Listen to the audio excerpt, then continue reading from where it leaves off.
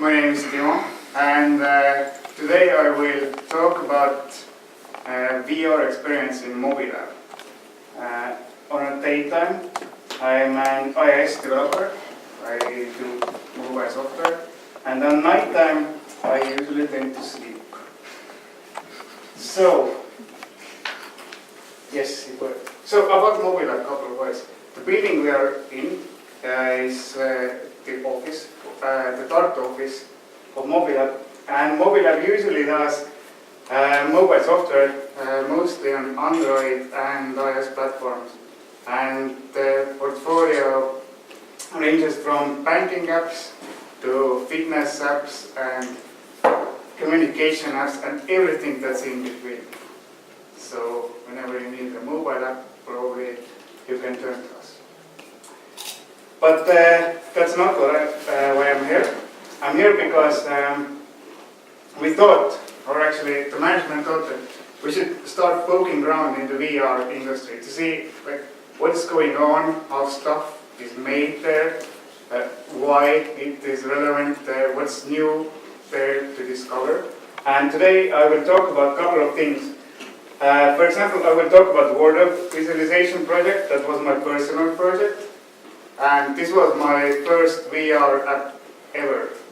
Then I will talk about the demo project that we are trying to do, and it's still work in progress. But you can see and test it on your own later on in the live demo room.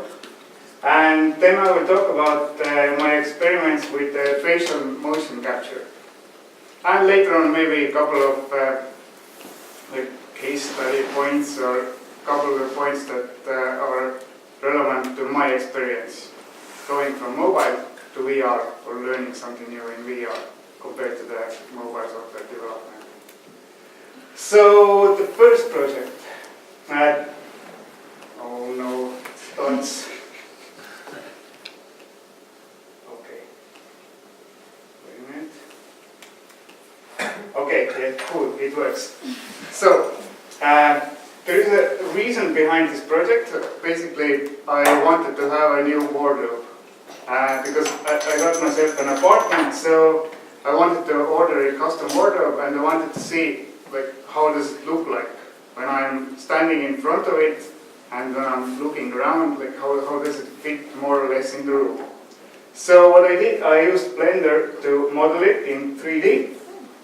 Then I put it in a Unity in an extremely well-textured scene. Basically, I had a couple of images, and then I just put there. But the most important part for me was that it should be on scale, so that when I'm at my height and looking, then I see how the end result would most likely be, or how high or low the shelves should be, for example. And then I did it, and this was my first project. I consider it as a success because it filled its purpose. I could see the wardrobe. And it was done with Google VR, and it was, in that sense, extremely simple. It's even more simple than something that people do in hackathons. So it's, let's say, it's like a day's project or so. So if you have never used Google VR, I think it's quite easy to set it up. And like I said, I used Unity and Blender for this project. So, the next one. Okay, it somehow, when I pressed to the right, it somehow recognized that I pressed it twice. Okay, the next project is a demo project. And this is developed, and currently the development is ongoing in-house. And the goals are written down here. First of all, we wanted to see what is the user experience, and how do you get those results, and how do you, what's the difference by adding this third dimension that you're in, and this 6 degrees of freedom, how does it, what does it mean for the user experience? Because Mobi also is considered as a design agency, so this was one of the really important topics for us to see how it works out. Then we thought maybe something in the field of data visualization would be, I don't know, would be like cool thing or cool topic to look around and see like what has been done there. Does the third dimension give any more value, or maybe it's just a bit more confusing? And then we wanted to test out the facial motion capture, because we wanted to bring real-life objects into VR. So, and of course the spatial sound. To test out the sound, how it works, and what can we do with it. So I try to really gently press on the next slide. Okay, maybe not so gently. And I think I broke the controller. Yep. Should I help you? Just press it for you. Oh, it worked. Thank you. You just need to say it. Okay, should I? Okay, thank you.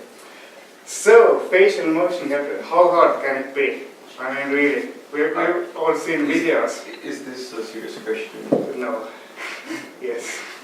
So, how hard can it be? Oh, damn. Okay. The image is so dark because it is extremely dense mesh. But basically our workflow was really simple. First of all, we will capture an object with a structure sensor.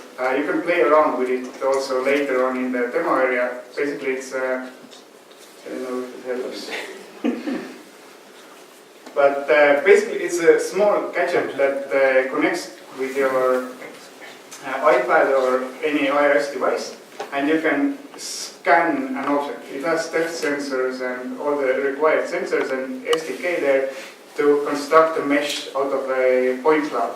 And it captures it with the texture. So what I did, I scanned Mobi Lab CEO, Veiko, and I thought that, okay, I will get the mesh, maybe I should clean it a little bit, and then I should rig it, and before that I should capture myself talking with some tracking points or trackers attached to my head.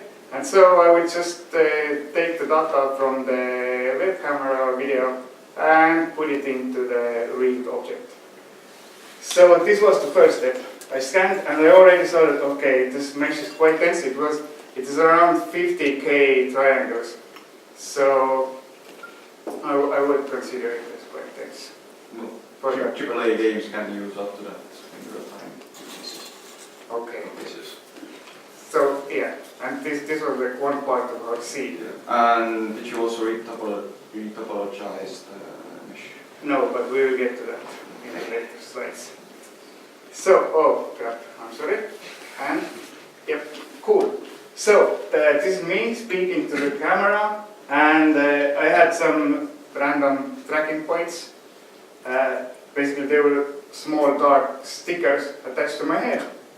And then I was talking, and I used Blender for taking the relational movement, so that I could convert it into objects in 3D. As you can see, there are some, let's call them axes, that moved as I moved. For example, my chin was moving around, and then this bone was moving exactly like my chin was moving based on the tracking information.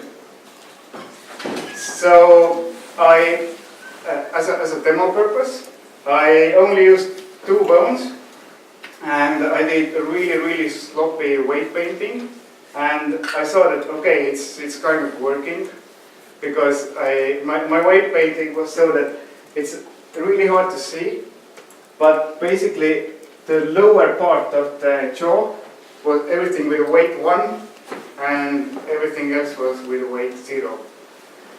So the lower part of the chin was moving like my chin was moving. And then there were some problems. After I did this demo, I realized that actually this project is not a very good idea, in the sense that because the mesh is so dense and there are no separate parts, basically when you need to have some kind of eyelid movement, you need to remodel the eyelids, and also about the lips, and maybe also the hair. But using this dense mesh, it would only act as a base model for real topology.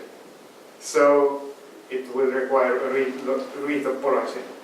And the topology is really awful, as you can see. And another thing is that when scanning the object with the structure sensor, you need to scan it very thoroughly, because otherwise you will end up with those small holes. And fixing those takes a lot of time.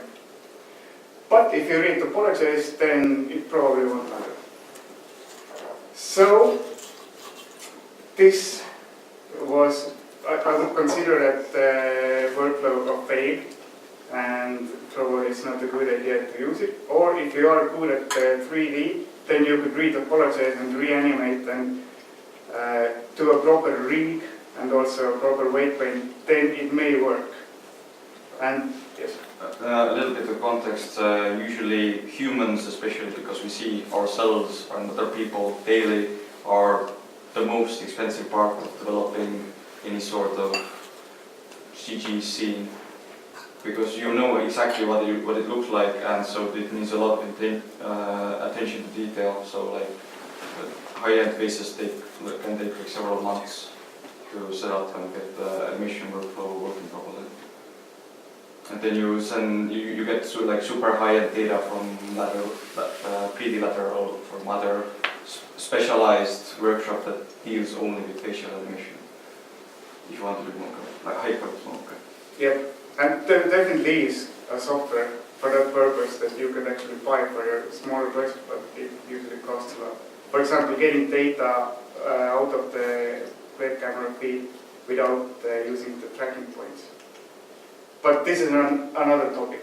So, why I needed this space and why I needed to animate it is that we thought that in our demo app we will basically model one of our office rooms, and there will be a small helper CEO, basically CEO's head attached on some drone or inside of a jar, like in the futuristic funny movies. So currently what we have this head in a jar, and it's working and it's floating around in the scene, and we have the scene with the room, and we have, like I said, this drone, and we have a teleportation mechanism. So basically this is it. This is our demo status currently, and you can try it later on. But some of the things that I have based on this project is that you should never start with the facial mocap, because it wastes a lot of time. Unless this is like extremely key point of this is your area of expertise, then maybe you should start with it or do it parallel. But for a small personal project, I wouldn't recommend it. Then another thing is that there are plenty of third-party libraries now for VR also, especially when I use Unity for developing it.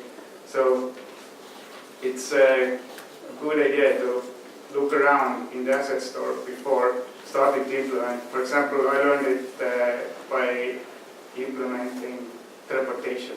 I implemented one version of teleportation, and then I realized that, okay, there's actually a really cool pre-made 3D software that I could use to make it much more better.